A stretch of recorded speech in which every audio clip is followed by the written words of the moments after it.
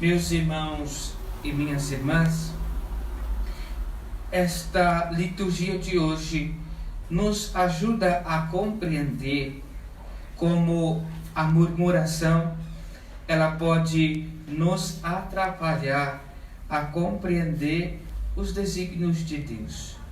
Como a tristeza e a desolação, elas podem fazer com que nós não tenhamos clareza para enxergar as coisas. Podemos comparar Emaús como o lugar da murmuração, o lugar da morte, o lugar da tristeza. E os discípulos que haviam se encantado e que haviam acolhido os ensinamentos de Jesus, diante da morte de Cristo, eles voltam para Emaús, voltam para a situação de morte, voltam para a vida antiga, como que dizendo, mais uma vez fomos iludidos. Porque frequentemente apareciam pessoas proclamando-se o Messias. E esta postura deles é como se, mais uma vez, eles tivessem colocado a esperança em alguém que falhou. Talvez o sentimento que tinham por Jesus eram sentimentos bons e fortes, mas se sentiram decepcionados e frustrados. Nós podemos perceber isso na frase destes homens. Nós achávamos que era ele que iria restaurar Israel. Mas, mesmo com todos estes comentários, já faz 3 dias que ele morreu e nós não vimos. Não vimos manifestação, nem ouvimos. E Jesus, ele vai demonstrar para os discípulos a importância da cruz, a importância do sofrimento para a vida. Não aquele sofrimento que nós buscamos, como já falamos várias vezes aqui, mas aquele sofrimento que aparece em nossa vida.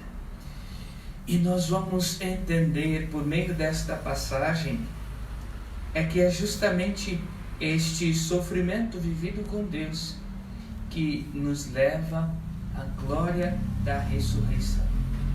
E com isso também vamos compreender que nós não podemos então fugir deste sofrimento com Deus, porque Ele nos dará a capacidade de vivermos a experiência da ressurreição. Quantas vezes nós, diante de sofrimentos que surgem em nossa vida, nós buscamos às vezes mascarar, buscamos às vezes subterfúgios para fugirmos desta situação.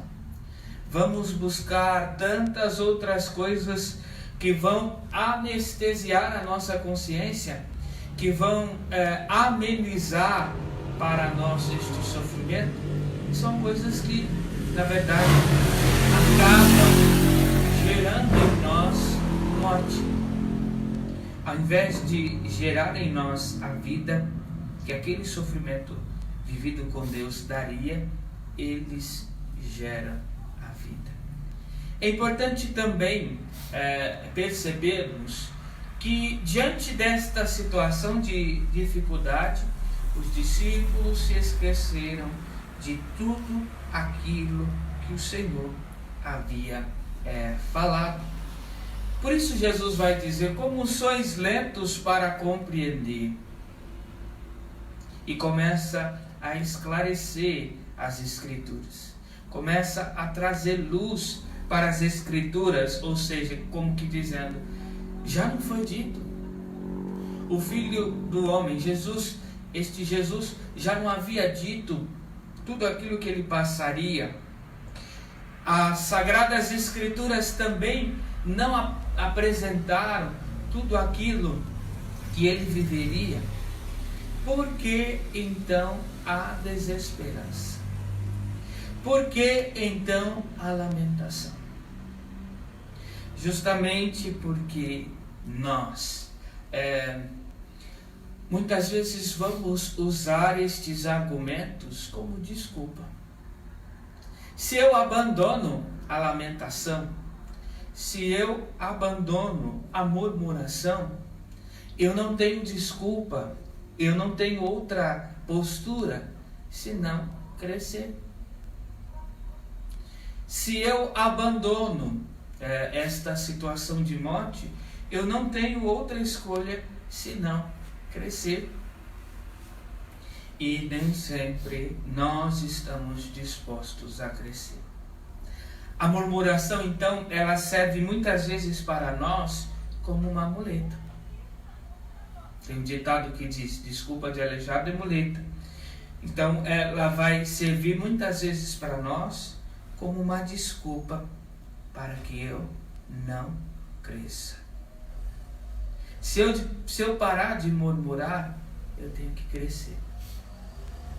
Se eu deixar esta postura, entre aspas, deixar Emaús, eu tenho que crescer. Os discípulos, quando eles reconhecem Jesus, eles dizem: não adia o nosso coração, e eles voltam para Jerusalém. Saem da situação que estavam, mudam de caminho, mudam de postura. E sair da murmuração exige de nós uma mudança de postura. Então, muitas vezes é mais cômodo lamentar. É mais cômodo ficar na situação de morte. Ficar no lugar de morte. E quando os discípulos dizem não ardia o nosso coração, esta palavra, aquilo que ela quer expressar no original do grego, é como uma lâmpada que se acende. É como se eles dissessem, então, quando ele falou, não acendeu o nosso coração. Ou seja, nós não sentimos algo diferente dentro de nós que nos motivava a mudar de postura. Jesus mesmo vai dizer para nós: mantendes as vossas lâmpadas acesas. A palavra de Deus, então, é o lugar no qual nós podemos manter a nossa lâmpada acesa. Por isso que é importante, mais uma vez vou falar da importância do contato com a palavra de Deus, porque é ela que vai nos ajudar a sair desta situação de morte e acender a lâmpada. Sabe, igual nos filmes, então desenho, quando alguém tem uma ideia e aparece a lâmpada em cima da cabeça dela. É mais ou menos esta ideia. Que nós então, por meio desta Eucaristia, do partir do pão, que vivenciaremos daqui a pouco, as nossas lâmpadas estejam acesas. Acesas para compreender, para enxergar Jesus. Louvado seja o nosso Senhor Jesus Cristo. Para sempre seja louvado.